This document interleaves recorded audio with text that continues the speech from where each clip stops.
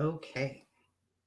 I don't know how many people are going to come in here today. It is pretty early in the morning, but today I'm going to test out some new stuff that I bought. And we're going to talk about the Scott Peterson appeal. And we're going to talk about... Oh, I'm listening to myself talk. Let's not do that. I'll put that up there so I can see the chat.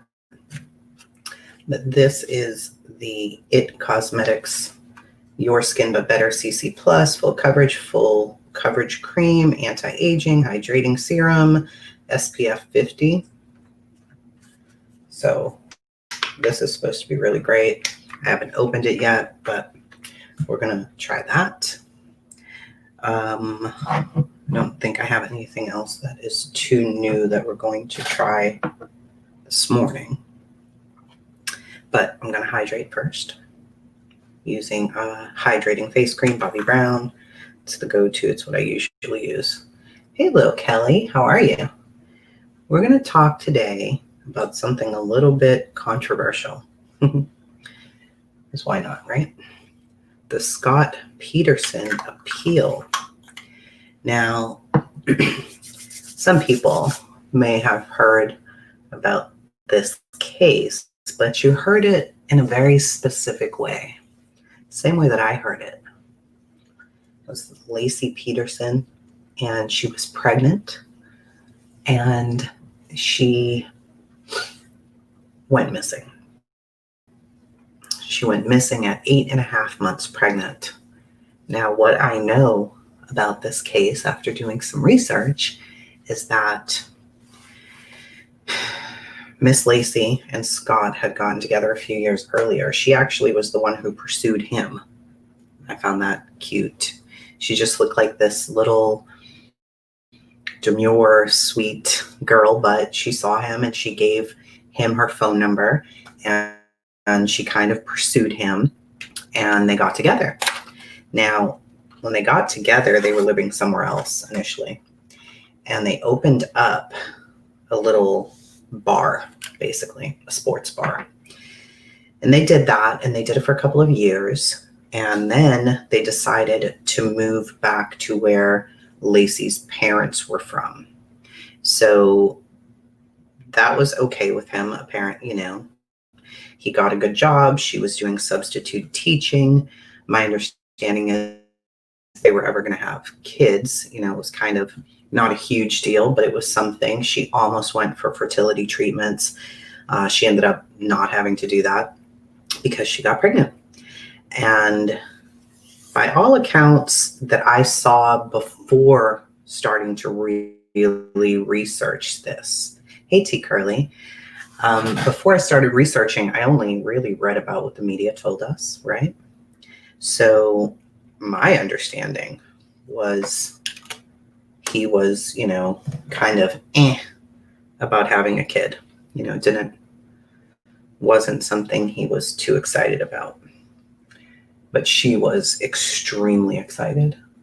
So what ended up happening was that Laci Peterson went missing on Christmas Eve, basically, right at Christmas Eve time. And Scott, that morning, his accounts, we're going to go by his accounts. We're not going to go by what the media has told us. We are going to look at the other side of this, what he's told us. Hey, Killa. This is what he's saying, okay? When Laci Peterson went missing on December 24th, 2002, the police had one suspect, Scott Peterson. Other likely suspects existed. Tips to find Laci and bring her home safe existed, and evidence to exonerate Scott existed, but none of them were ever, which is really crazy, I guess. When the police get their mind set on somebody, then they get their mind set on somebody. So the prosecution, in this case, had many changing theories. During the closing argument, the prosecutor, very simple, then it strangled or smothered Laci Peterson in the night of February, January, December 23rd, or in the morning when she was getting dressed on the 24th. I can't tell you when he did it. I can't tell you if he did it at night. I can't tell you if he did it in the morning. I'm not going to try to convince you of some proof. I don't have that proof to give you. I only have to prove that he did it. So I find that pretty interesting that there was no proof. There was no proof. And the prosecutor basically says, we don't have any proof. The media exposure generated when Laci went missing was something never seen before. The media was a powerful force, and much wrong information was disseminated. In an effort to be first, everybody wants to be first when it comes to these kind of cases. They've got to be the first one to get the story. Fact checking was no longer a luxury that most of them took. They did not look into the facts before they just jumped on this. So the word alleged did not really apply to Scott. They had a responsibility to communicate to the public what was going on in the courtroom, and most of them went for ratings instead of truth. Between the police prosecution, the media, misinformation about the case, it just was a lot, okay? So Summers took this time to put all of this together on a website. And, I've watched the documentaries on Laci Peterson and just thought, this guy is the devil. This man's the devil, right? I'm sure that's what most of us thought. But I want to just present it from a different point of view. Don't come for me. Do not come for me. Scott was asked about the events of these days leading up to and on the day of Laci's disappearance. They talked about it a lot, obviously. I mean, he's a huge suspect in this case, right? So this story was told over and over and over and over again. They say he told various people done on those days. All those pieces fit together perfectly with no contradictions. His story never changed, and over time, the evidence proved to be true. Not one of Scott's statements surrounding the events of December 23rd or 24th was shown to be a lie. Detective Broccini with the Modesto police testified that Scott, quote, told me a lot of truth. Not only does this timeline show how truthful Scott was about the events of December 23rd and 24th, but it also shows the lack of time he had to commit the crime that he's convicted of. He is currently sitting on death row, by the way. Some information. Question. And we don't have anywhere in here where it says, I don't have a girlfriend, but we do have a number of things that we went through that I showed you. Exhibits which turned out Mr. Peterson gave you the absolute correct information. Isn't that true? He told me a lot of truth. Question. Right. He told you a lot of truth throughout the day in that interview. He told you where he had been that day, correct? Answer. Yes. Question. He told you specifically what items were used for what, correct? Answer. Yes. Question. He told you the timing of various things, correct? Answer. Yes. Question. Okay. And as you say, he told a lot of truth, correct? Answer. He did. That was the detective. Between 5:45 and 8:30 p.m. on December 23rd, Scott said he and Laci went to a saloon where Laci's sister Amy Rocha worked, and that Amy gave him a haircut. Amy confirmed this to be true and added that she showed Laci how to fun flip her hair with a straightener. Amy testified that Scott invited her over for pizza that night, but she already had plans. Amy said that Scott mentioned plans to golf in the morning and offered to pick up gift baskets for their papa at a store called Bella Farms. So I am putting on makeup while I'm doing some of this, so forgive me. Amy told police that Laci was wearing tan pants and a black blouse with small flowers. Keep that in mind. Scott said they then left the saloon Mike's Pizza on the way home. Once home, they ate the pizza and watched Monday Night Football. 8:30 p.m. Laci spoke with her mother, Sharon Rocha, on the phone to confirm their Christmas Eve dinner plans at Sharon's the next day. 8:30 to 10:30 p.m. Scott said after Sharon's phone call, they continued to watch football. Then they watched the movie The Rookie. Scott estimated they went to bed around 10:30. Laci wore his blue pajama bottoms to bed. Amy later identified both the pants and the blouse that Laci was wearing on December 23rd during a February 18th search of the house. Laci's clothing from the 23rd was accounted for after she went missing. She was not murdered or abducted in this clothing, which unfortunately is what was presented as fact in the TV movie The Perfect Husband. So, hey, Nicola. Hey, Bam.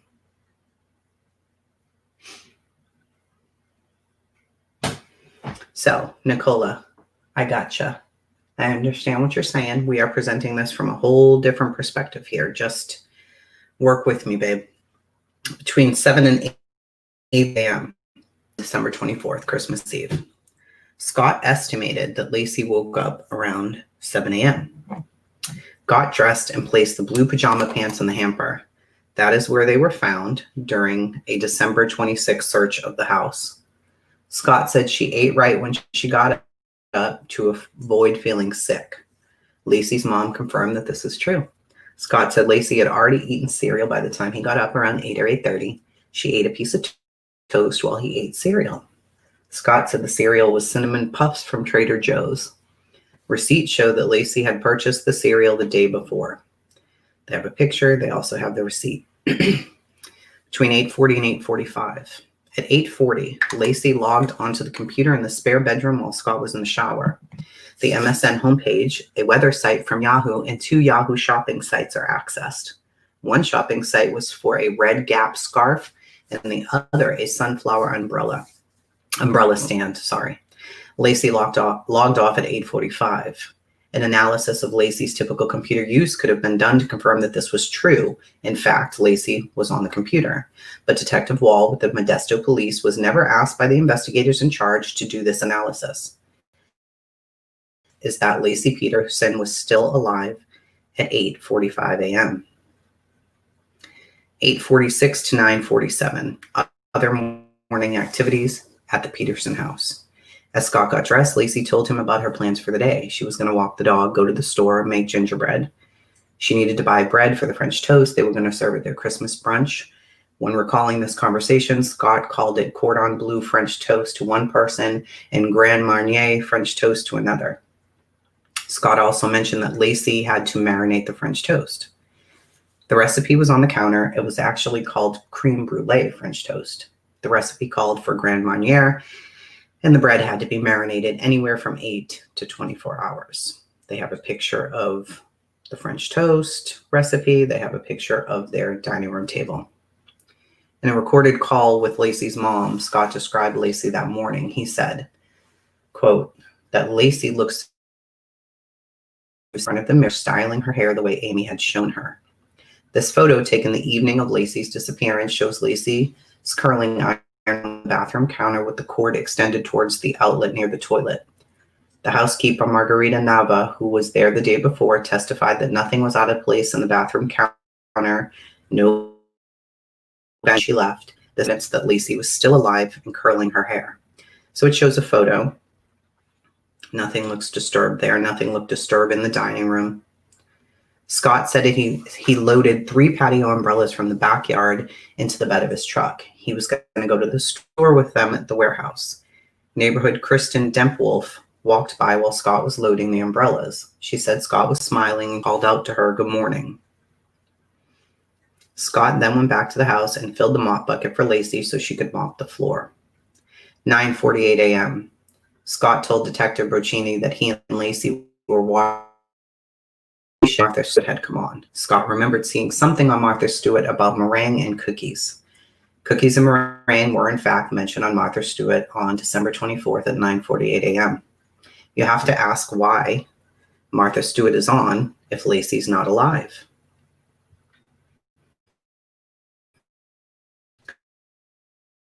9:30. Scott then said he left out the French Scott's for when he left home, all falling between 9:30 and 10:30. He made the 9-minute drive to his warehouse, checking the voicemail on his cell phone at 10:08. He parked at his office and entered through 10:30 to 10:56. Scott told the police he checked his email, sent one email to his boss who had left him a voicemail. Computer forensics showed Scott continuously logged onto his work computer for about 26 minutes between 10:30 and 10:56. He checked email, sent email, looked up instructions on how to assemble a woodworking tool called a mortiser that he had just received via UPS. So this is the log. That is the information that he printed out. 10:57 to 11:17. There's approximately 20 minutes from where Scott logged off the computer to where he was left in the warehouse. Scott said during this time he cleaned up the office a bit, began assembling a tool. He opened the roll-up door to the warehouse, unloaded some tools from the toolbox on the bed of his truck. While doing so, he cut his knuckle on the toolbox. He then opened the driver's side door to his truck to get a napkin and thought maybe his blood would be found there, which is what he told them. To support Scott's statement, the evidence showed that Scott had just received this tool on December 20th, and the tool was found assembled on a trailer in Scott's warehouse. Forensic testing also showed 1 drop of Scott's blood on his car door. Please note, warehouse truck in and close the warehouse door so he can carry out criminal activity. If Scott had murdered Laci, he would have been transferring her body from his truck to the boat in broad daylight at his office complex. Scott felt that it was too cold to go golfing, so he headed to the Berkeley Marina to try out his new fishing boat. Scott backed up the truck, hooked up the boat, pulled it out of the warehouse. He then closed the roll-up door to the warehouse from the inside and exited back out the pedestrian door through his office. So now let me look. Hey, Jahira. He looked guilty. I think a lot of us look guilty. I think a lot of us would feel guilty. You just left your wife at home. You leave. And at some point during that time, your wife is murdered. That is something that's really hard to fathom, right? So you can see this here.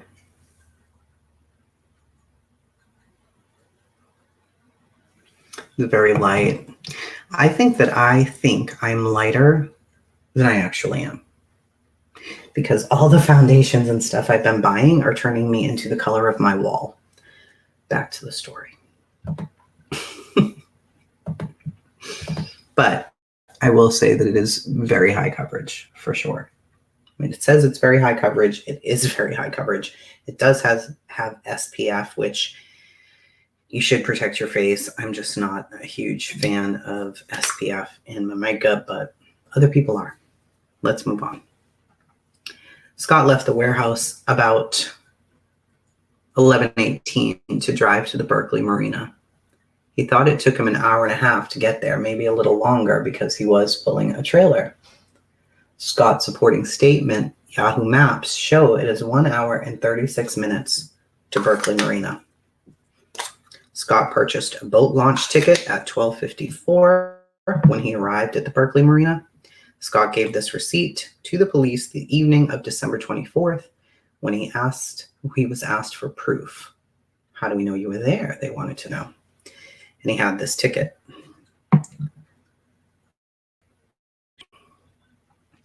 $12.55 to 2:11. Scott then launched his boat. He told police he motored north for probably 2 miles, that he was near a little island that had a bunch of trash on it. He saw a big sign that said no landing. There were some broken piers. He assumed it would be Dia. He had forgotten some new lures he had purchased from Big Five in his truck, so he used some freshwater jigs from his tackle box. He trolled a bit and then headed back to the marina because he was getting wet. Fitting Scott's description, the island turned out to be Brooks Island, Evidence shows that there was trash, the piers, and the no landing sign. Prosecution witness also confirmed the area to be shallow. Scott's Big 5 bag containing his new lures was found by the police in his truck the evening of December 24th, confirming his statement that he had left them there. The fish on December 20th had a freshwater jig on it, and the tag for the pole was in the bottom of the boat. Scott was in fact fishing while out on the bay.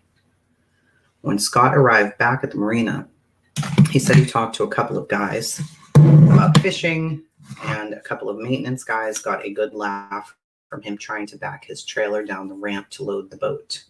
Now, it must be noted, there were a lot of rumors saying that she hated boats. She didn't know that he purchased this boat. All of that is untrue. Their very first date, and this is me speaking, not reading. Their very first date was on a boat, and she did get seasick, but I believe it was like a speedboat. I would probably have gotten seasick too.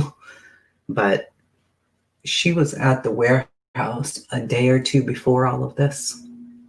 That was confirmed by a person in the next office area who said, yeah, she was here. I know she was here because she asked to use the bathroom and I let her in. So that was just a side note there, okay? Detective Rick Armendariz, I don't know how to say his name there,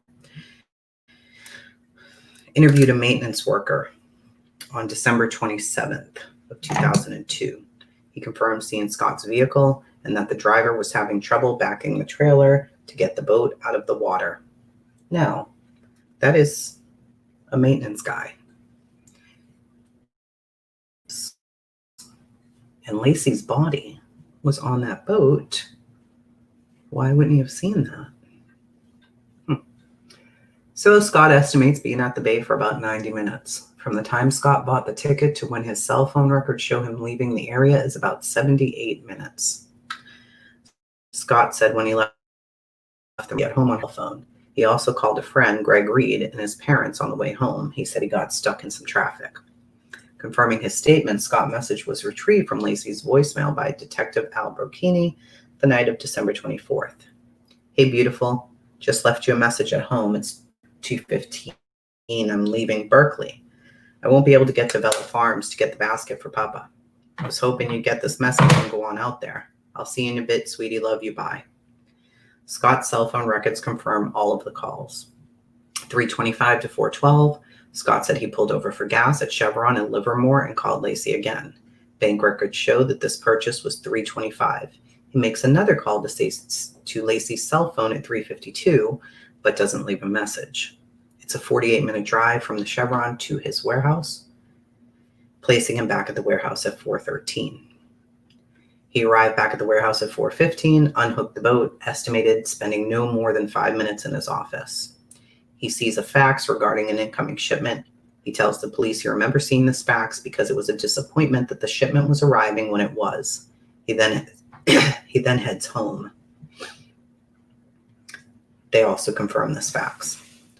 4:24 to 5:17, Scott estimated arriving home between 4:30 and 4:45, which was accurate.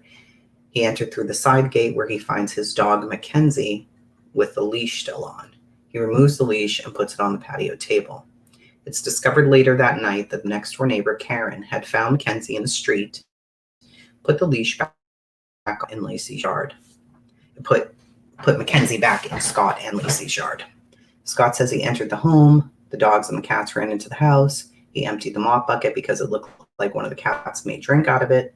He poured the water out near the front walkway, placed the bucket of mops there, and got the mail. Laci's car was in the driveway, but Laci was not there. He assumed her mother had come and picked her up. Scott said his clothes were a bit wet. He undressed and put them in the washer. He first removed the dirty cleaning rags from the washer that the housekeeper left. He added soap, started the washer. Scott and Laci's home had no garage, supporting that there was nowhere to put soiled clothing. The washer and dryer were located in the family room.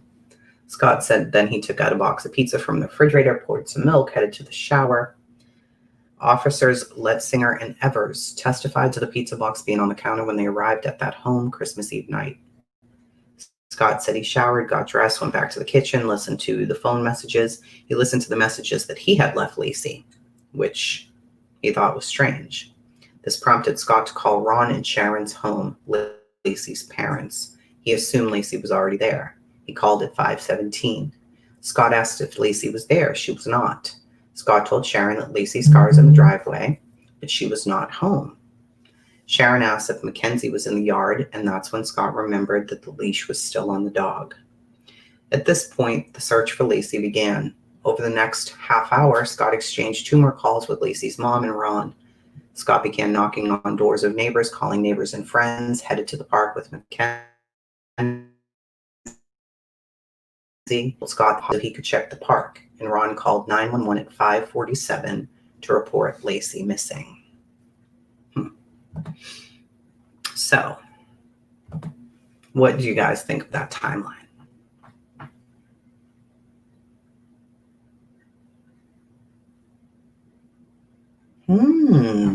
T. Curley is coming for Scott's neck, honey. You think so? He's a monster, she says. I don't know. After reading all this, I am very, very curious to what you guys are going to think as we get a little bit deeper. I don't know. There's a lot of information on here. I was definitely surprised to read any of this, okay? Now, we know the man was a cheater, honey. We know that already. A lot of men are. That definitely does not mean that he killed his wife. So, let's talk about the woman that he allegedly may have killed his wife for. Let's talk about this lady, okay? Scott Peterson met Amber Frey on November 20th of 2002.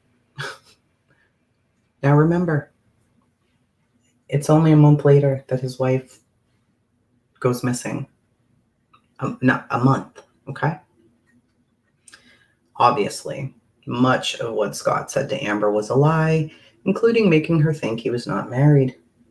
16 days after they met on Friday, December 6th, Amber's best friend Sean was told by some colleagues that Scott was married. Sean called Scott and confronted him. He had been caught. Scott initially told Sean he was not married. He called her back. Sean is a woman. Called her back about an hour later and told her he had been married, but he lost his wife. Sean said, "Look, buddy, you've got until Monday, and you better tell Amber." So, the prosecution says that once Scott was confronted, he hatched a plan to murder Laci and Connor for somebody he had met 16 days before. He was going to buy a secret boat, then kill his wife and unborn son, weigh her body down with homemade anchors, and dump her in the bay where he had researched the charts. Does that sound far-fetched to anybody? Because it sounds crazy to me. Okay. 16 days. I mean, maybe if you had been messing with this woman for like a year and couldn't get enough of her, she was your dream woman, and you're just like, oh my God, she's the best thing that ever happened to me. What am I can't be without this lady. Maybe then. 16 days. They'd only seen each other in person 4 times. Maybe. I don't even know if I have that right. It could have been less, but we're going to get there. So here are 10 things that refute what the prosecution said, okay? He had previously owned boats and had conversations about purchasing another boat before he ever met Amber. It was not unusual for Scott to own a boat. Defense attorney Mark Garagos said in his opening statement, this was the 4th boat that Scott had owned. He had been owning boats his entire life. Scott's dad, Lee, testified they also owned boats Scott's entire life. Within 1 month of dating, Scott and Laci had already gone on a fishing date and a sailing date. 3 of Scott's friends told police that Scott had planned on purchasing a boat. His friend Guy said that on January 4th, he and Scott had discussed purchasing a ski boat together. Jody told police that she remembered Scott discussing a boat 1 to 3 weeks prior to Thanksgiving. Brian told police that Scott had been discussing buying a boat for over 3 months. Scott never searched on the internet the way that the tides work. Detective Wall testified that Scott had used his home computer to begin searching for boating regulations, Department of Fish and Game rules regulations, to search classified ads for boats, and for information on fishing. In all of Scott's computers, there's about 30 seconds total of material that contained any kind of charts for the San Francisco Bay. 30 seconds. If you are planning a murder and you're going to dump the body and the tide is very important, you might spend a little bit more than 30 seconds. I don't know. Okay. The prosecution referred to these 30 seconds as researching the currents in the San Francisco Bay. Number 3, Scott's search for a boat is clearly motivated by the intent to go fishing, not to dump a body. The prosecution implied during the opening statement and the questioning of Scott's boat was and not equipped for fishing. On Saturday, December 7th at 4:41, Scott logged into modb.com, it's the Modesto newspaper, and searched the classified boats. Oh my God, that scared me. The computer search was submitted as 78A through E. He looked at 3 boats, ended up buying the 3rd one. In addition to the 15 horsepower motor, the 14-foot game fisher was equipped with fishing gear that included 2 fishing chairs, 2 rod holders, a trolling motor, and a fish finder.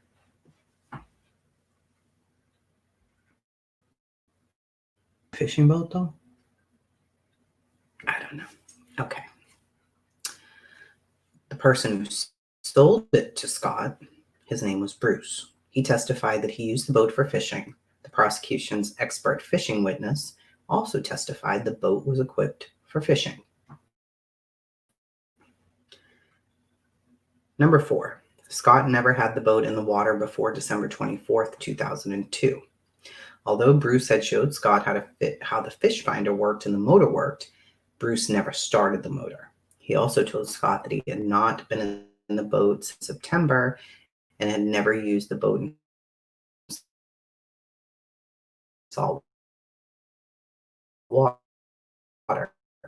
December, quite a risk to take to dump. What are you going to do? Just float around the San Francisco Bay for hours because you don't know if this damn thing works or not? Not to mention how risky it would be to dump a body in broad daylight. Keep that in mind. He's out there in broad daylight. It's not like he went under the cover of darkness with his wife's body and dumped her into the ocean. No. It was bright morning day. How many people are going to dump a body in the middle of the day? I don't know. There are people who live on that marina. There are people who live there on their boats. They saw him. They could see him. So you're seeing him. You don't see him dump a body because he didn't dump a body. Allegedly, my conspiracy theory. Don't come for me. Let me read.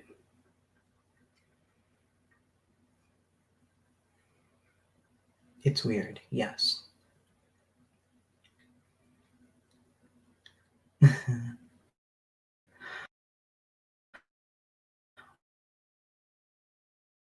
Wait, what?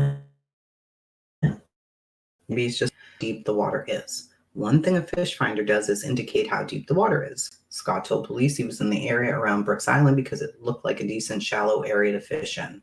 One of the web pages Scott did fishing for sturgeon in a shallow area 5 to 15 feet deep. The police alleged that Scott dumped Laci's body in an area that is as shallow as 3 feet during low tide.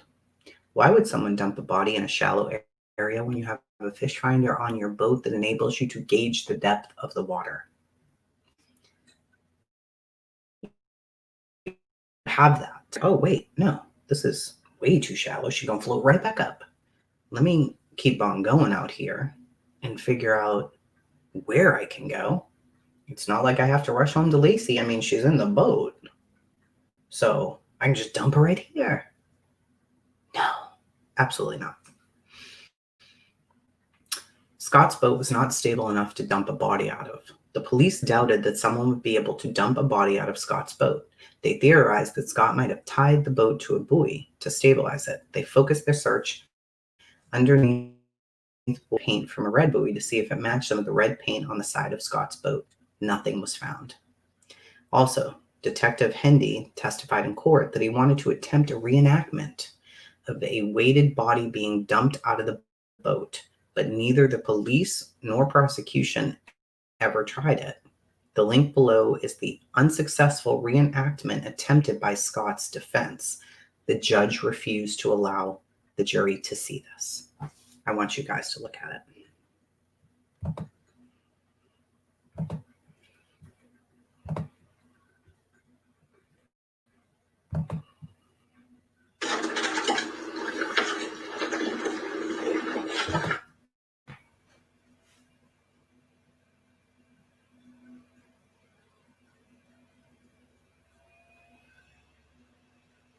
It's just 2 minutes long.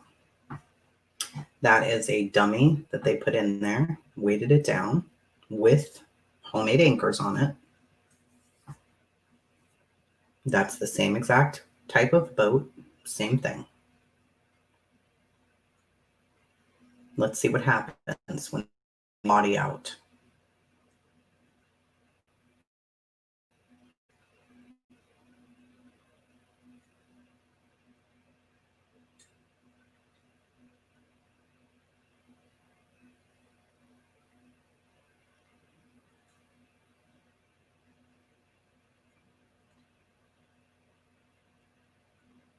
Oh, he's about to sink. That's what happens.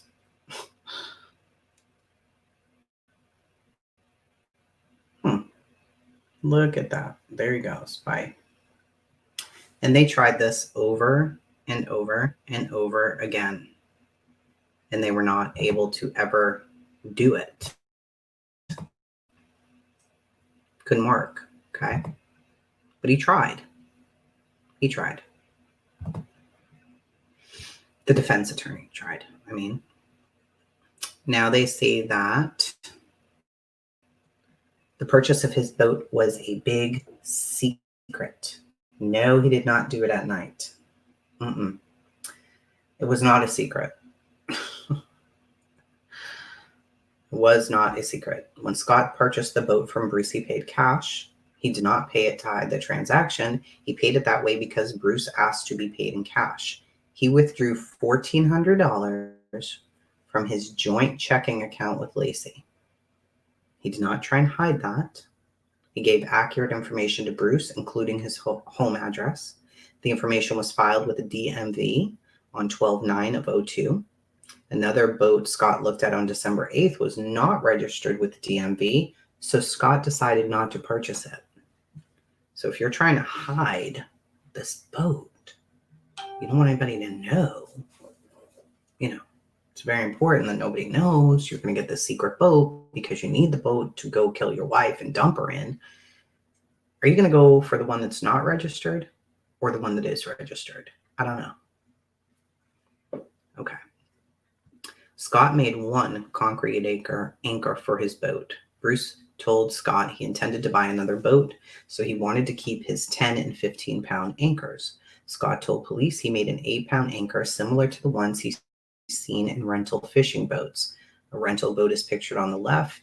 The anchor Scott made is pictured on the right. They're almost identical. Scott told police he used a painter's bucket to form the anchor instead of an inserted rebar loop in the concrete to tie a rope to. Scott said he made the anchor. He used the remaining his driveway that's in his driveway, and he said that that's where he threw the rest of the concrete. Even though Scott had told the police what he made the anchor in, they theorized he made it in a pitcher found at the warehouse. Not shown in these pictures, but the anchor has an indentation at the bottom from the bucket that it was made not have an indentation. The anchor is smaller in circumference than the picture, and the angle of the picture does not match the angle of the anchor. So what kind of police work is this? He tells them about the paint can. The paint can matches exactly what the anchor looked like. But they're saying, no, that's impossible. Couldn't be. What? The prosecution said in their opening statement there, quote, there was no rope or no chain or nothing in the boat that can be used to attach the anchor. Contrary to that statement, Detective Broccini testified that there was a rope in the boat. When police asked Scott why he didn't just buy an anchor, Scott cited the cost difference, $30 for an anchor, $3 for a bag of cement. The police later found out a piece of paper with the phone number $30 written on it. When police called the number, it was a boating store. So he had in fact called about buying an anchor and said, why would I spend $30 when I can spend $3? So that's what he did. There is no evidence that Scott made additional anchors. It was stated multiple times in the media that Scott had an anchor factory in his warehouse. Detective Broccini said that there were distinct rings on the trailer. It was alleged that Scott made 5 anchors, 4 to weigh down Laci's body in the San Francisco Bay and 1 for his boat. This alleged anchor factory is shown below. It's literally nothing. It's a workbench, much like what my husband has. It's a workbench and has dust on it. That's it. I don't know about that. That sounds insane to me. Okay. There is no evidence that the anchors could have weighed Laci's body down. The prosecution alleged that Scott attached 4 anchors to Laci's body, wrapped her in a tarp, and dumped her out of his boat. The prosecution offered no scientific evidence in court as to whether or not this would be sufficient to weigh and submerge her body. During their investigation, that it was not likely that 30 pounds of weight would submerge 153 pounds, especially with the added buoyancy of a tarp. Why would Scott make anchors to weigh down Laci's body, then keep one for the boat? Not only would he show his police the MO, but wouldn't it be better to affix as much weight as possible to the body? These 10 facts show that the boat was not a secret. Scott did not research the charts of the San Francisco Bay. There is no evidence that he made more than 1 anchor. These facts also show the lack of evidence against Scott, how truthful he was with the police. He misrepresented the evidence. So there's that. Then there's Laci's pants. Remember, her sister Amy said what she was wearing. They were theorizing that he killed her the night before and that there never was that Christmas Eve morning. So, search warrant photo shows a thin black shirt with cream-colored flowers in the hamper. This shirt will later be identified as what Laci was wearing the evening of the 23rd. Amy Rocha described to police exactly what Laci was wearing when she came into the salon with Scott the night before she disappeared. Amy Rocha was brought to Scott and Laci's home when they executed a second search warrant. She was able to identify them right away. So their whole that she was killed the evening before in the same clothes, definitely out the window. That is just, but it was a big thing that they focused on in the case too. Now, these really important. This was really important. Laci's sightings were not a priority. That shocking statement was made by lead detective Craig Grogan during his testimony in the case against Scott. Unfortunately, the statement is very accurate. Modesto police did not follow up on one Laci sighting in person. Not one. Within 1 week of Laci's disappearance, at least 12 neighbors witness reporting seeing Laci the morning of December 24th of 2002. By December 31st, only 3 of these witnesses had been contacted by Modesto police, all by phone, none of them in person. That was the extent of the investigation into neighborhood sightings, despite saying the following in a press conference and in affidavits. 12/29/2002, Modesto police. Unfortunately, we have no concrete leads, no tips at this point. Quote, Modesto police investigators have virtually left no stone unturned, and still any leads as to Laci's whereabouts have not been revealed. 12/31 and 1/2, and a penalty of perjury to obtain tracking device. Modesto detectives attested, although witnesses were located in the park area who claimed to have seen a pregnant woman walking a dog, no positive identifications of Laci have been established since Scott last saw her at home. Sightings of Laci reported all the way in Frey. Of all the neighborhood sightings, most of them say they saw her walking the dog, but a few had more concerning information. One female hospital employee described 2 men yelling at Laci. She received a phone call from Modesto police.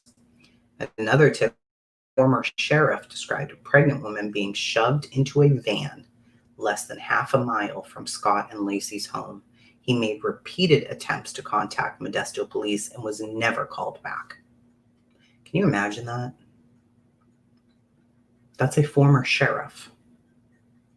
By this time, everybody knows what Laci looks like. Repeatedly, he called Modesto police. Nobody ever called him back. He saw her being shoved into a van less than half a mile from their home. Now, is it more likely to you that they grabbed her and the dog still had the leash on and he ran less than a half a mile home? Or that Scott killed her in the house, put the leash on the dog, and let the leash outside, let the dog just roam around? Does that even make any sense? I don't think it does. So, concerning tip came in from Lieutenant Aponte, who worked in the California prison. He reported hearing a phone conversation where an inmate from Modesto indicated that Laci had confronted burglars who were robbing the house directly across the street from where she lived.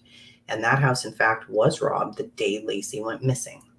The Modesto police has never handed over any follow-up information on that tip. The police did not assign an officer or detective to investigate any of Laci's sightings. The investigation and prosecution of Scott Peterson cost this county $4.13 million. It's impossible to understand why virtually none of this money was spent. Grogan's testimony and the questions asked by the prosecutor implied that the following up on the sightings was an impossible task. Take a good look at People's Exhibit 267-3. The blue dot Scott and Laci's home. How many times said that they cited Laci that morning? That's a lot of red.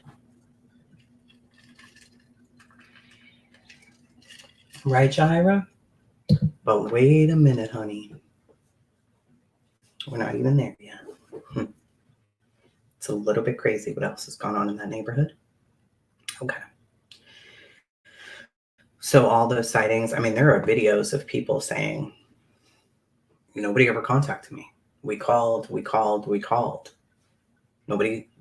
me. I don't know. Why didn't anybody call me? Now the media, they're my favorite people. So the lies. It was widely publicized and presented in court that Scott lied and said he was going golfing on December 24th.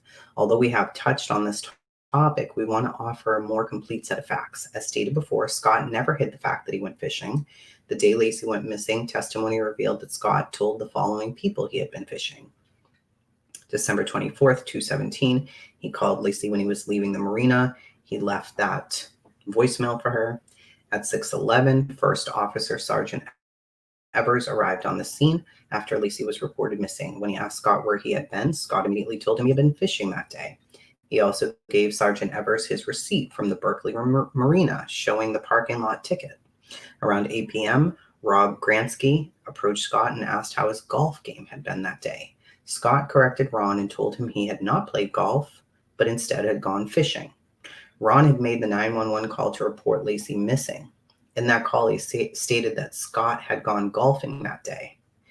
It was disclosed during the trial that Sharon had assumed Scott had gone golfing and relayed that information to her husband, who, those Sharon and Ron, are Laci's parents, because the day before, his plan was to go golfing. So yes, he did say that. But that does not mean that that's what he was still saying. He didn't lie to the police. He said where he was. Officer Letzinger was present when Scott told the officer Spurlock that he had been fishing all day. That officer also overheard Scott tell Ron Gransky that he had not played golf, but that he had gone fishing. He also told Officer Spurlock that. He also told Sharon Rocha that. He also told Rocha's cousin Gwen that. He told many people. He spoke to many people when he was trying to load his boat. He spoke to maintenance people. These lies are kind of out of control. So let's see here. There's so many things the media posted. The alleged Longview lie. They ran with this too. The prosecution alleged that Scott was lying when he said he'd been in touch with the Longview Police Department regarding a reported sighting of Laci that had come in. The prosecution insinuated that Scott knew Laci was dead and therefore made no attempt to follow up on this tip. In late January of 2003, a female clerk reported seeing Laci in a grocery store in late December of 2002. While questioning investigator Jacobson during the trial, the prosecution attempted to use the following 4 phone calls from the wiretap. January 30th.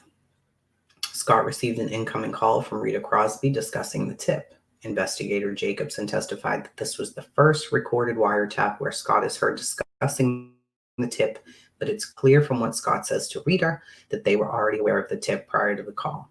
Scott Peterson, hello? Rita, hey Scott, it's Rita. Scott, hi Rita. Rita, hey, did you hear about this thing in Washington State? Scott, yeah, definitely. Rita, this is amazing. I just want to make sure you got all the latest information. I mean, this could be really incredible.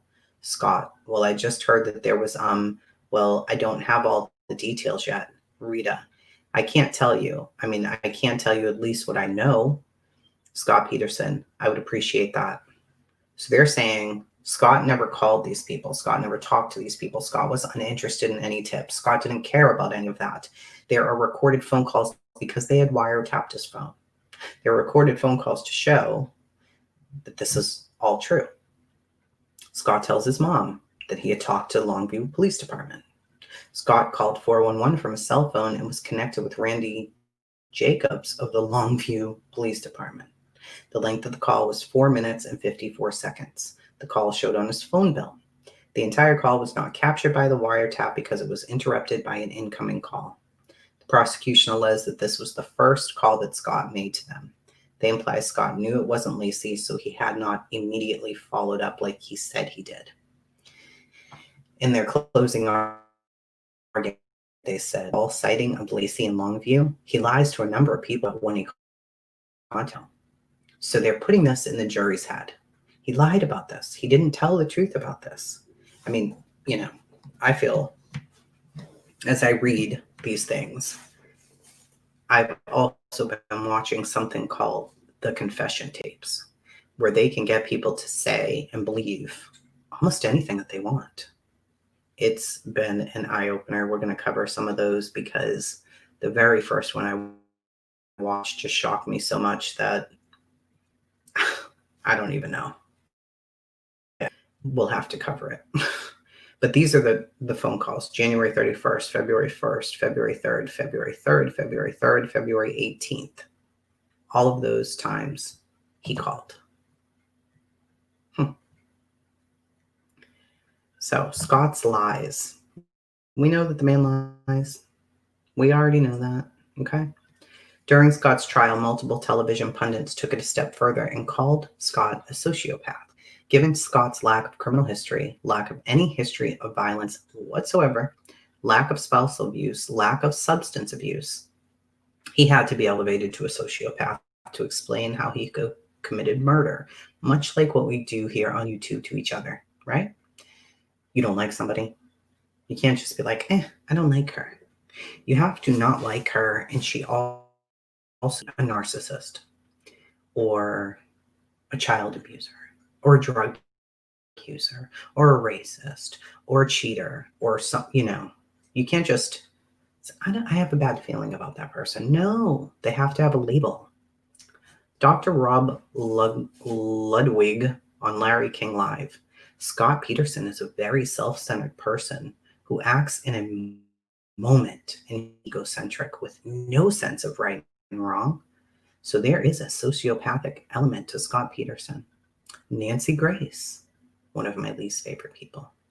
A sociopath is someone that does not appear to recognize or follow any of society's rules. And so far, we have seen that Scott Peterson lies at every given opportunity, every possible chance he has to help the police, to tell the truth, to not lie, to ignore his marriage vows. He clearly thinks the rules do not apply to him. If you guys don't agree with me, fine, we will leave it up to a jury. But I clearly think Peterson's showing himself to be a sociopath. Roy Black, the Abrams Report. He certainly sounds like a sociopath to me. Croc Snyder. He's a sociopathic liar. Catherine Cryer. He is abnormal calm in the face of both families' unbearable sorrow, with his self-serving narcissistic manner and his failure to lead the search. This supported my initial hunts. This man is a sociopath. Of course, she also had a book to promote. Dr. Keith Ablow. I absolutely think he did it. He's a classic sociopath. Most of these people had never entered the court. That were there on very few occasions. Their description of Scott's behaviors are inaccurate and not supported by the evidence, yet these pundits use their platform to inflame public opinion against Scott. Our compliments to Dr. Ramsland and Dr. Stout, who appeared on Larry King May 4th of 2005. It is very hard to diagnose someone you've never met. And I can't diagnose somebody I've never met. Those are their quotes. Now you tell me. You think that it is fair to call somebody a sociopath that you've never met, never had a conversation with, don't know from a hole in the wall? I don't think that's right.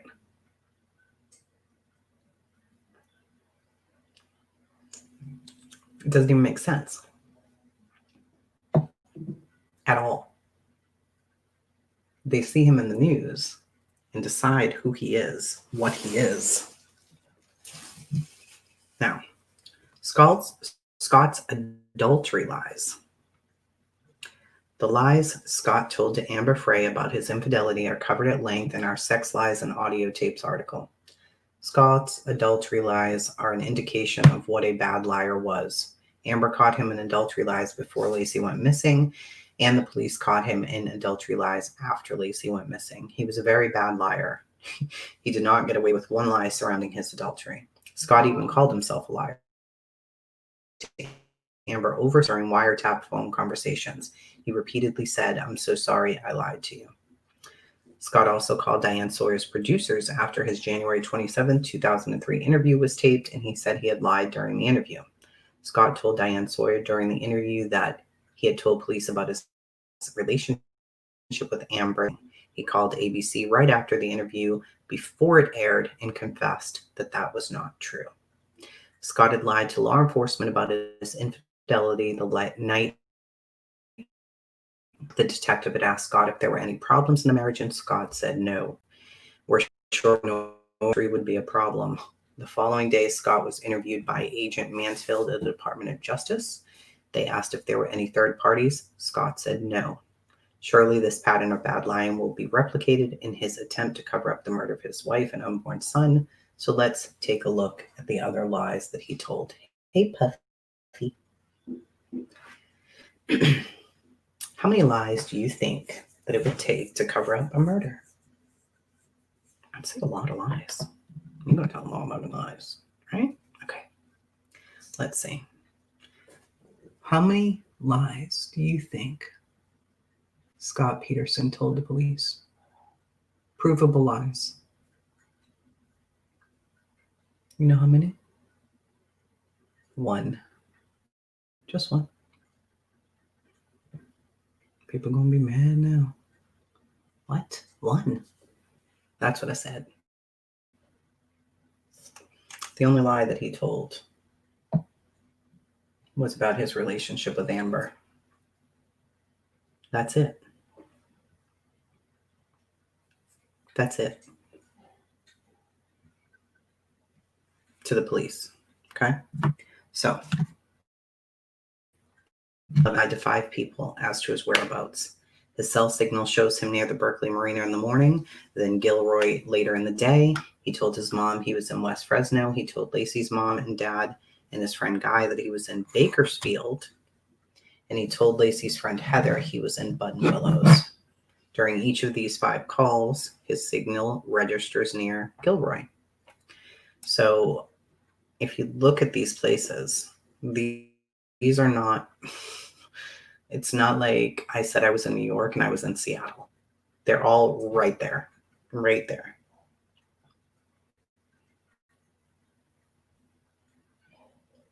What other lies? Dun, dun. I mean, I think it is very true that because he had an affair, many of us wrote him off. Many of us said, this guy definitely killed his wife. I mean, come on. He was having an affair. We know that people who have affairs probably want to get rid of their wives, right? No, that's not true. Give me a break. If that was true, all the cheated on women in America would be dead. But they're not. Now, there was another woman. Let's see here. See if I can find her. I hope that I can find her.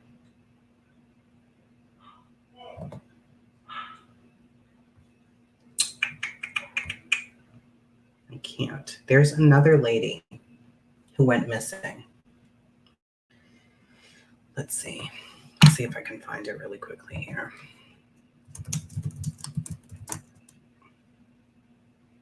Ooh.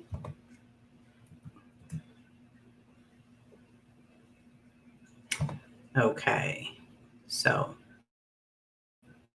the murder of Evelyn Hernandez. Okay, let me change this. Okay, Evelyn Hernandez,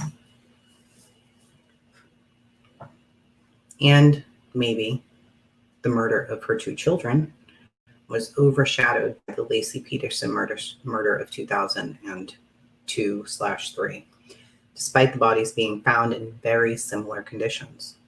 The case is often referenced in discussion of missing white woman syndrome, where a white woman will get much more coverage than a woman of color, Latina, something like that. Okay. Evelyn was a 24-year-old woman originally from El Salvador. She was living in the Crocker, Amazon Modesto area of San Francisco with her 5-year-old son, Alexis. She was a legal immigrant and she had also worked at Costco and the Cliff Hotel. Some sources claim that her English was limited, but she had been in the U.S. since the age of 14. She was described as warm, calm, likable, usually seen with a wide smile on her face. Alexis's father was in the Navy and had no relationship with him. Evelyn was heavily pregnant with her second child, 1 to 2 weeks away from delivery date. She planned to name her unborn son Fernando. The father was her married boyfriend, Herman Aguilar. Evelyn hadn't known he was married until she announced her pregnancy. Suspicious, she called Aguilar's mother, who confirmed he already had a wife. On May 1 of 2002, Evelyn dropped off her son at daycare, used an ATM, continued preparations for her baby shower, and later picked up Alexis. From here, they vanished. Her wallet was found abandoned in a parking lot containing $40 and a disability check with Evelyn's name on it. The baby's father, Herman, reported her missing after a week before any of her family members or friends, but it soon transpired that the parking lot was close to his place of business, a limousine company. In July of that year, a bag of legs and a torso were found floating in the San Francisco Bay, just under the bridge. The body wore a maternity blouse. DNA tests soon confirmed that the remains were Evelyn's, but there was no sign of her almost full-term or her son Alexis. The cause of death is still undetermined. When Scott Peterson's lawyers requested access to Hernandez's autopsy reports in 2003, only autopsy photos were provided. According to the book Presumed Guilty, Evelyn had no hands, no head, no feet. Whether the baby was forcibly removed, delivered naturally, or expelled in a coffin birth scenario similar to Connor, that's what they're assuming happened. Herman was aggressively questioned. He had a motive, and Alexis would have recognized him. Report suggests that he was upset about the pregnancy at first, then began to back off from the relationship. Herman initially cooperated fully with the investigation, but later lawyered up. He maintains his innocence, has an alibi in the form of his wife, of course, although she didn't know Evelyn was pregnant until informed by the police. No warrant was ever issued for his arrest. There is no forensic evidence connecting Herman to the crime. He is now described as not a serious suspect. This happened right beside where Laci Peterson's murder happened. So, and she's not the only one. There was another woman who worked right where Laci used to walk by at a store. She was heavily pregnant. And during that same week that Laci went missing, she said that there were two men in a van who were watching her and that they came into her shop and she went and hid. There were other women as well who were heavily pregnant, and there have been issues surrounding what went on with them. So this is not the first. Laci Peterson definitely was not the first, but Evelyn Hernandez got no attention at all. Nothing. Why would that be? I mean, how her torso floated up in the bay. I don't even think this was brought up in the trial. You would think such really insane circumstances that might come up. Oh yeah, there was another woman. But no, never did. Yes, Jahira, I agree with you. Yeah. Now, there was one lady, Lisa Eatmon, right?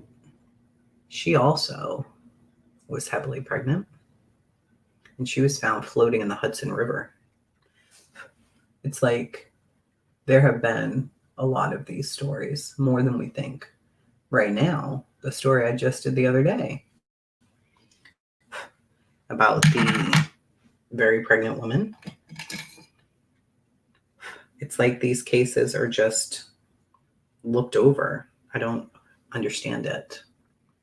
And I'm not saying, okay, let's just be clear here. I'm not saying Scott Peterson couldn't have done it. I'm saying it's extremely unlikely. And I know people are not going to like that. People are not going to like that. And that's okay. But when we talk about murder, it's pretty damn serious. This man was able to account for every minute of what he did on that day.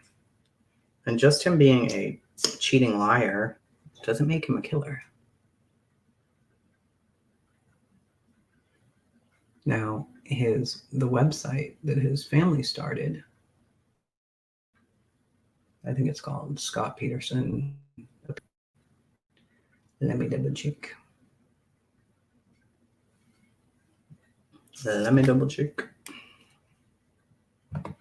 ScottPetersonAppeal.org.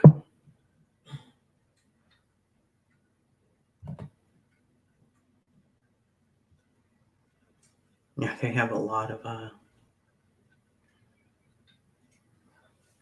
of information on how the media covered this. And I didn't really know much about Nancy Grace prior to the Kanika Jenkins case. Kanika made me, but they aired a part of this exchange. Nancy Grace, okay, wait a minute. I want to hear him on the phone with Amber. Everybody tapes where Amber allegedly catches Scott in multiple lies. Audio clip, Amber. Yeah, and I deserve to understand an explanation of why you told me you lost your wife and this was your first holiday you'd spend without her. That was December 9th. You told me this. Now all of a sudden your wife is missing. Are you kidding me? Nancy Grace. That's bad. Janie Peterson. That's not bad when you look at the tips that are coming in. Then you hear about a burglary happening across the street. Those are things that were going through our family's mind. There was a burglary. There's an eyewitness who was driving down Laci and Scott Street. Directly across the street, the homeowners were not home. There were men. They had a safe sitting outside on the grass. The safe sitting out on the grass. The men are at the truck. Laci sees them. Allegedly, people say she confronted them. I don't know how accurate that is. We absolutely know the break-in happened the same morning she disappeared. They also had a van. Nobody ever looked into that. When they did arrest the men for the burglary, the very first thing they said was, we didn't have anything to do with that pregnant lady. Who asked you? Nobody asked you about that. Talking about the burglary. Why are you talking to me about that? So that was the very first thing that they said.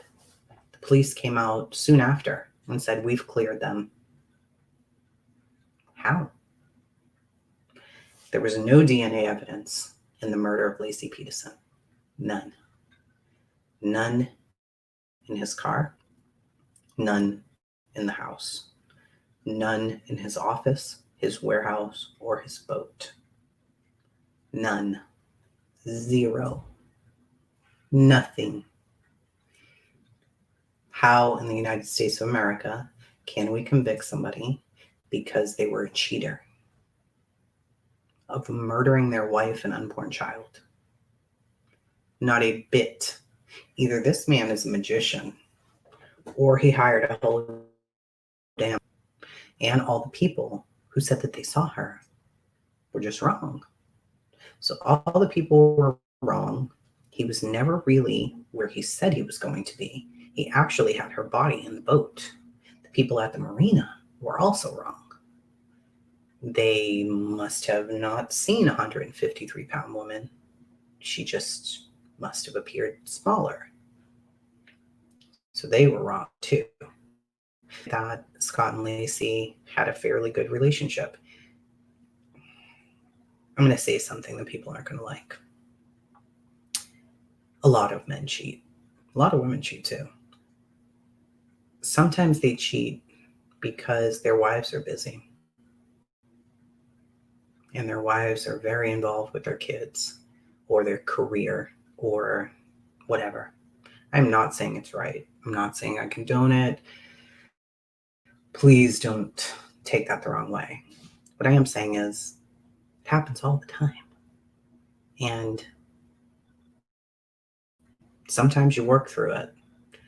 Sometimes you say, well, yeah, I wasn't giving him none.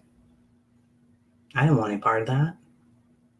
I was mad at him for weeks because of XYZ, whatever it was. Things like this. Because you cheated, you are now in prison for the rest of your life. There was zero evidence. I don't understand that at all. I do not understand how in the world you could convict somebody. And I never knew any of this. Never did I know any of this. I had no clue that. I thought, of course they had. What? Of course they had DNA evidence. What the hell are you talking about? You're going to send somebody to prison for the rest of their life?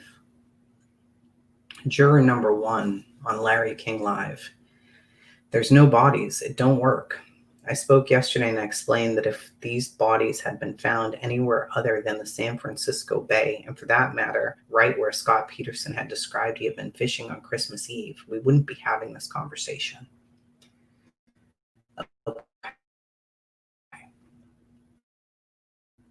Laci's body was found.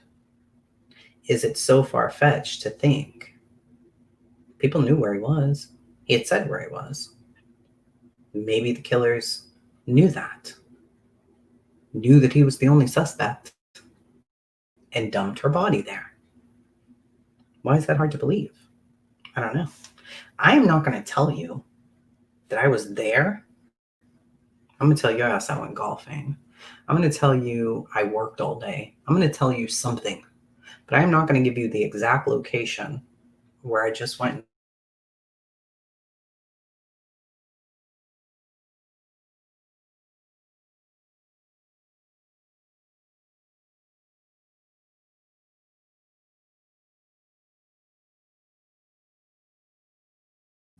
And convict somebody forever.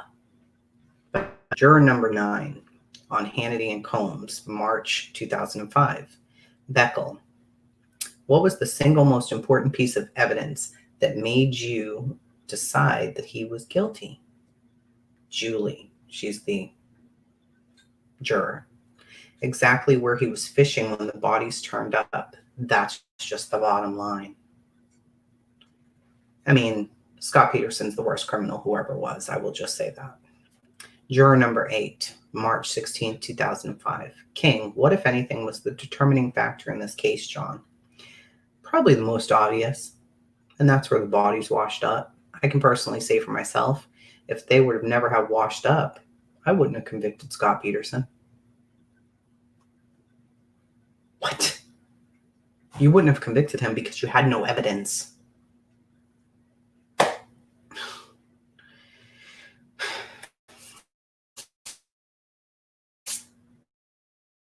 Of a mystery to our family. When Laci went missing on December 24th, we were alarmed to hear the police announce Scott's alibi to the public within 24 hours. We did not know where Laci was, who had her, or what their intent was. Within 2 days of Laci's disappearance, Scott's alibi had been so widely publicized that while we had great hope that Laci would be coming home, a small part of us feared that if someone had the intent to kill Laci, they were being told right where to put her body. By December 28th, both the Modesto police and the media were at Berkeley Marina. Water searches in the San Francisco Bay began December 30th. Search teams included the Coast Guard, the Navy, agencies from at least 4 different counties, the FBI, dogs trained to smell the surface of the water for gases being emitted from decomposing bodies, in excess of 200 side scan sonar searches, a robotic vehicle that drove along the bottom of the water, scuba divers, and helicopters. They searched for 26 days of shallow water. 26 days in the shallow water. Did you hear all the people that I just named? Did you hear all the agencies I just named? They searched exactly where Scott was. They found nothing. Almost 4 months Laci and Connor were found by pedestrians on the shore of the San Francisco Bay. Before their bodies were positively identified, our family was contemplating that our worst fears may have come true. Laci and Connor, and if so, someone had placed their bodies where Scott had been the day she went missing. With their bodies being found at the bay where Scott was, the police had probable cause to arrest him. Scott's arrest, the jury verdict, and the prosecution's ever-changing theories hinged on this one thing, that Laci and baby Connor were eventually found in the vicinity of where Scott had been that day. What was so obvious to our family seemed to evade even some of the most sought-after legal minds on television. These brilliant legal minds deducted that Scott must be guilty because there was no other logical explanation for how Laci and Connor could have been found at the bay unless Scott put them there. What? How do we get so caught up in our theory that our theory soon becomes fact in our own mind? There's nothing else that anybody ever considered in this case except he did it. He did it. He did it. It was him. They scoffed at the idea that someone planned to kill Laci and frame Scott. They found it highly unlikely that Laci was a random victim of murder and that she would coincidentally be disposed of where her husband was fishing that day. Their theory seemed to focus on the assumption that Laci had been murdered on December 24th and her body disposed of the same day. Had so much time gone by that no one remembered alibi had been publicized. We forget things just like that, so of course it had. Why were people assuming that she had been murdered on Christmas Eve? Why were people assuming her body was put in the bay on Christmas Eve? No one in our family felt likely that someone premeditated Laci's murder with the intent to frame Scott. We also did not think likely that someone had murdered her on Christmas Eve and coincidentally drove to the bay to dump her body. We saw other more logical options, but these seemed to escape the discussion. What was obvious to our family and friends was confirmed by countless others. One individual wrote our family and commented that he heard Scott's Christmas Eve location publicized on TV and he thought to himself, the guy doesn't stand a chance now. Yet others called the Modesto police tip line and indicated that publicizing Scott's whereabouts could result in the perpetrators dumping the body there in an effort to frame him. The prosecution and their would have been alive for a day for someone to take advantage of knowing Scott's alibi and dumping her in the bay. Is there some evidence that she was not alive December 25th? If she was killed on the 24th, is it not possible that her body could have been moved to the bay? The prosecution also asked, who would drive 90 miles to dump a body? Like it made total sense for Scott to drive 90 miles, but not anyone else. Well, we would ask, would the sales manager of a fertilizer company who knew the farmland of the Central Valley like the back of his hand drive 90 miles to the busiest marina on the San Francisco Bay, where he'd never been before, to go dump his pregnant wife's body out of a boat he had never had in the water before in broad daylight? Or would someone who had the chance to get away with murder drive 90 miles to do so? Listen to that one more time. With a sales manager of a fertilizer company who knew the farmland of the Central Valley like the back of San Francisco Bay, where he'd never been before, go dump his pregnant wife's body out of a boat he had never been in before and do it in broad daylight? Or would someone who had the chance to get away with murder drive 90 miles to do so?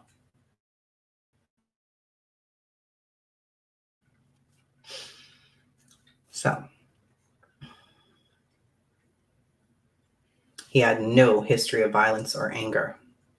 It's not statistically likely that someone would commit this crime and leave no evidence in their home, the yard, the truck, the boat, the warehouse, on himself, do it in broad daylight with no eyewitnesses. What are the chances that both of the things could happen in the same crime? If you are one to focus on stats, Scott would be the least likely suspect. There is much evidence associated with Laci and Connor's bodies that suggests Scott is innocent, but we will address those at a later time. The one thing we wanted to point out in this issue is that Laci was alive Christmas Eve morning and was found dead April 14th. Where she was in between those dates and how she got where she ended up with Connor, we'll never know. Medical examiner Dr. Peterson estimated she had been dead months placing Laci's 24 February 2003. The search for Laci's body in the San Francisco Bay did not result in the bay being secured as a crime scene. Countless people were free to come and go from the bay at all hours, day and night. Meanwhile, Scott's alibi and the fact that the bay was being searched was publicized almost every single day on major network television. There was ample opportunity to place their bodies in the water or along the shore. So we submit to you, is it a fact that someone other than Scott had the opportunity to put Laci and baby Connor's body where they were? I would say yes. Of course, they're always the number one suspect. There was just so much that, you know how I am. You know how I am. I am like, dig. I have to dig into everything because I don't like one side of the story. And I always simply believed what I was told in this case. So remember the thing to Mexico with a disguise and that he had all this money in his car and he was almost at the Mexico border? Does anybody remember that? So Scott started spending more time in San Diego. On January 15th, the Rocha family was informed about Scott's affair with Amber Frey. Okay. On January 16th, the Modesto Volunteer Center for Laci was closed down immediately. Now, keep this in mind. She went missing. People came out in force. So many people. They were helping search everywhere. They were doing everything that they possibly could. They were working around the clock constantly. January 15th, Amber Frey publicized the affair. January 16th, those volunteers closed that center down because they were so mad at Scott. What the hell does this have to do with him?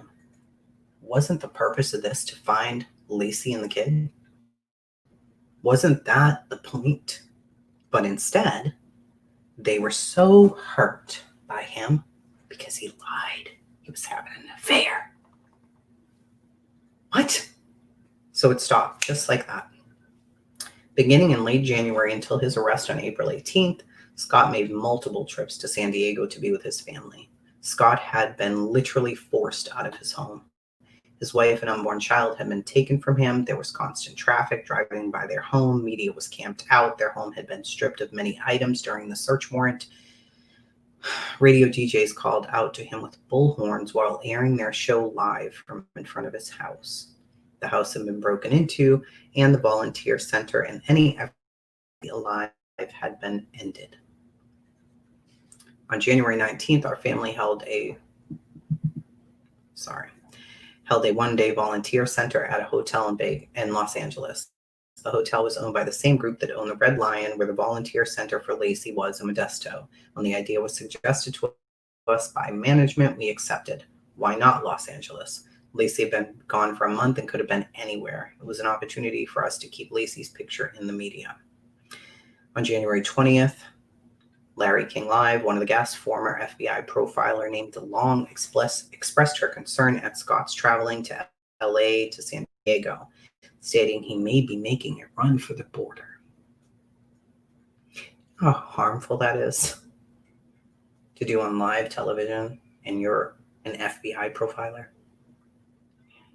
This was the beginning of public speculation that Scott was going to flee, and yet 3 months later, he had not fled. Sorry.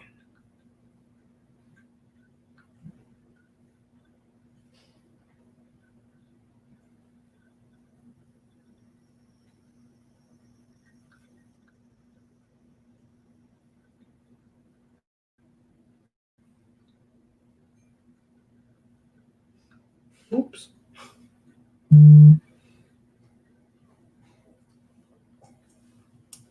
There are people down in my house making noise, as you can hear. So, this is screwing me up, okay? Scott continued to search for Laci for months, okay? Scott goes to Mexico for work and comes back. Scott's trips to Southern California are confirmed by police surveillance and the testimony of some officers. Not only were the police aware that Scott was in Southern California,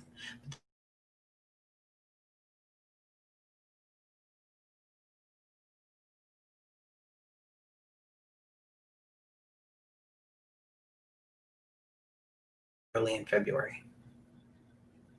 He left Los Angeles for Mexico on February 3rd and returned on the 7th. Police were aware he was going there.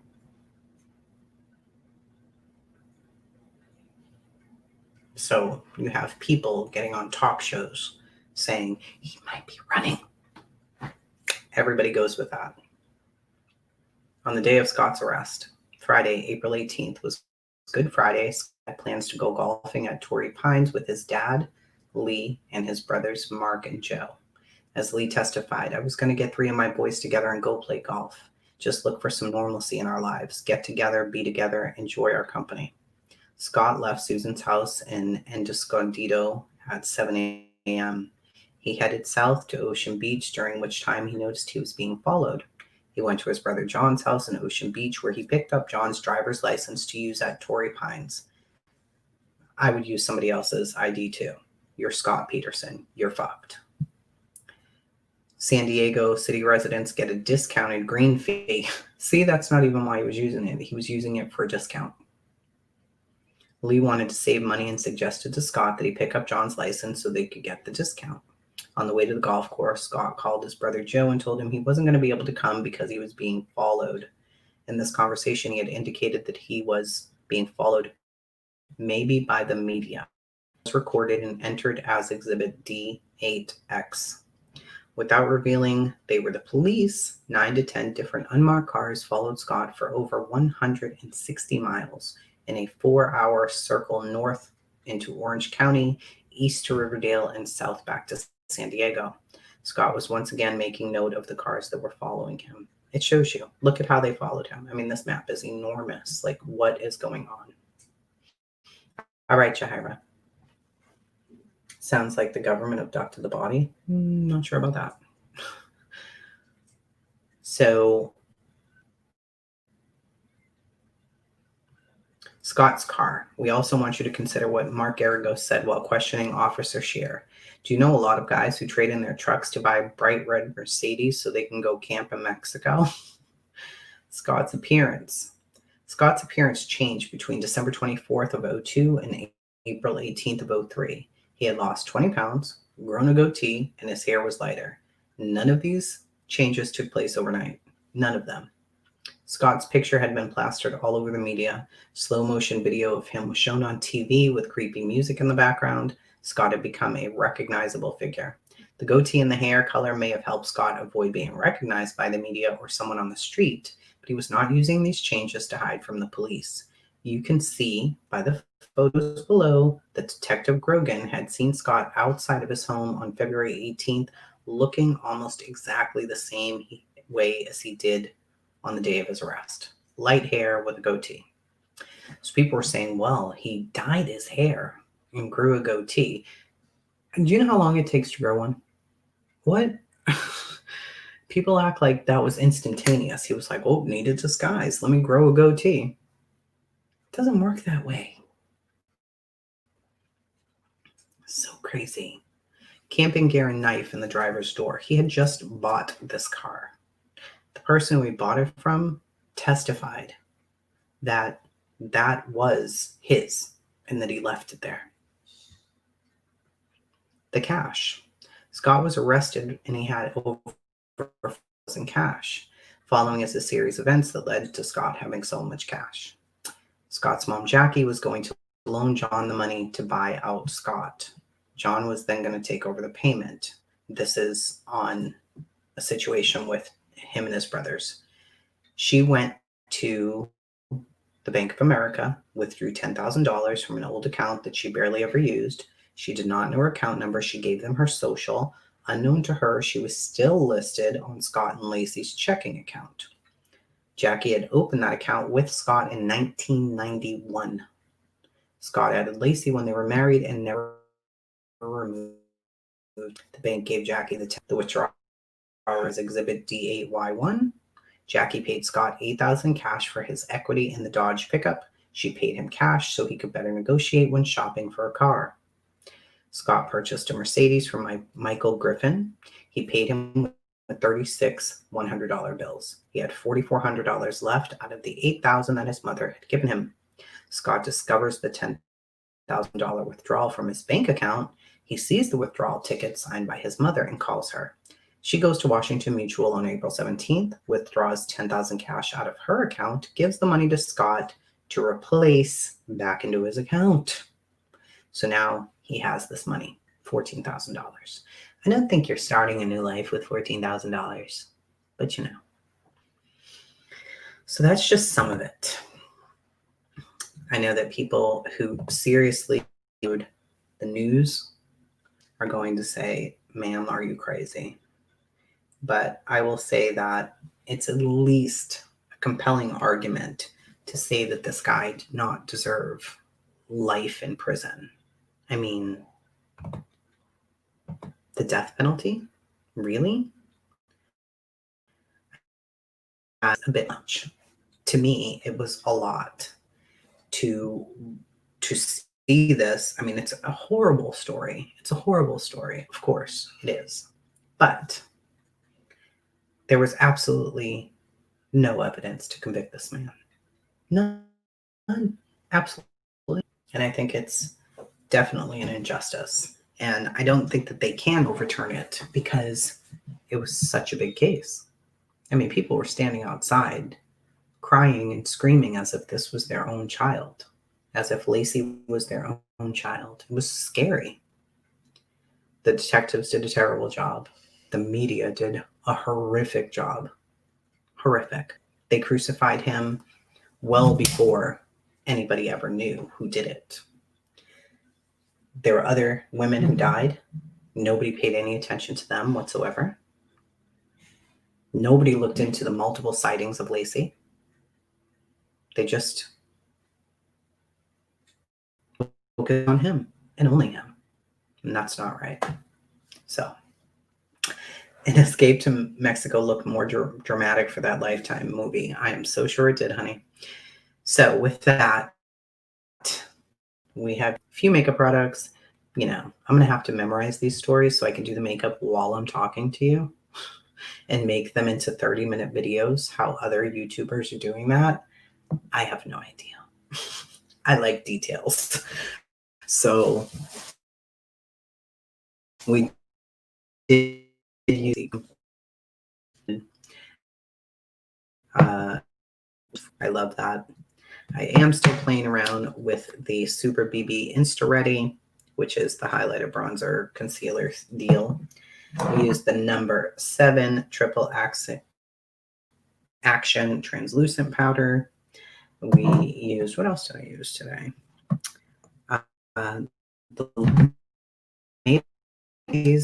I'm trying to learn how the hell to do this eyeshadow. And then we used the Thrive Liquid Lash Extensions. I don't know if I have eyelashes now, but I can tell you this stuff covers up, honey. So I didn't know if I was going to like this, but I like it very much. So that is what we used today.